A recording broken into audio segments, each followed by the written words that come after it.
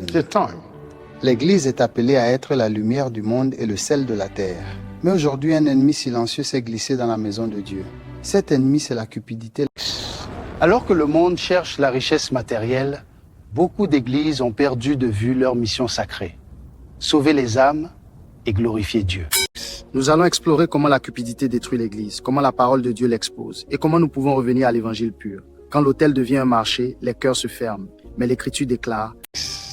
Paul écrit dans la première lettre à Timothée, chapitre 6, verset 10. Car l'amour de l'argent est la racine de tous les maux. La cupidité, c'est cet amour exagéré.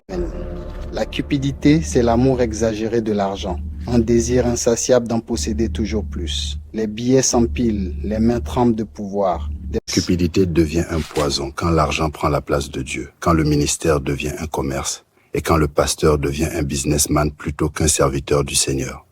Beaucoup d'églises aujourd'hui, la bénédiction est mesurée par la prospérité matérielle et non par la croissance spirituelle. On mesure la foi aux voitures neuves et aux comptes bancaires. Les fidèles deviennent des chiffres, des flux de trésors. Jésus a expulsé les marchands du temple en disant « Vous avez fait de la maison de mon père une caverne de voleurs !» Matthieu 21, verset 13.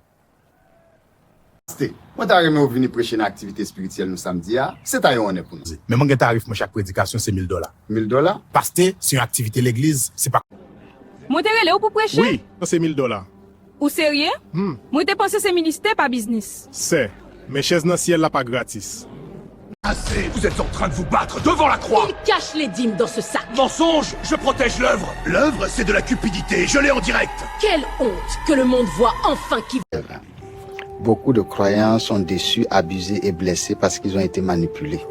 La cupidité détruit le témoignage de l'Église et provoque le rejet de l'évangile véritable. Elle transforme les pasteurs en idoles, remplace le Saint-Esprit par le marketing et les miracles par le spectacle. Et lorsque l'Église se vend au monde, elle perd son autorité spirituelle. La mission n'est pas de critiquer l'Église, mais de revenir à Jésus. 3 clés essentielles. La première, la repentance. Revenez au premier amour. Apocalypse chapitre 2, verset 4 et 5. Ces chiffres parlent d'eux-mêmes. Mais la vraie valeur, c'est la clarté derrière eux. Chaque centime doit pouvoir être tracé, expliqué. Exactement. Les comptes sont ouverts, rien n'est caché. Parce qu'on se tient responsable l'un envers l'autre. Frères et sœurs, le monde n'a pas besoin d'un autre message de richesse. Il a besoin de Jésus, crucifié pour nous. Nous annonçons la grâce, une grâce qui pardonne, qui transforme le cœur. Amen. Ce n'est pas est appelé à être pur. Nous devons choisir servir Dieu ou servir l'argent. Jésus a dit, vous ne pouvez servir Dieu et maman. Matthieu 6, verset 24. Alors choisissez.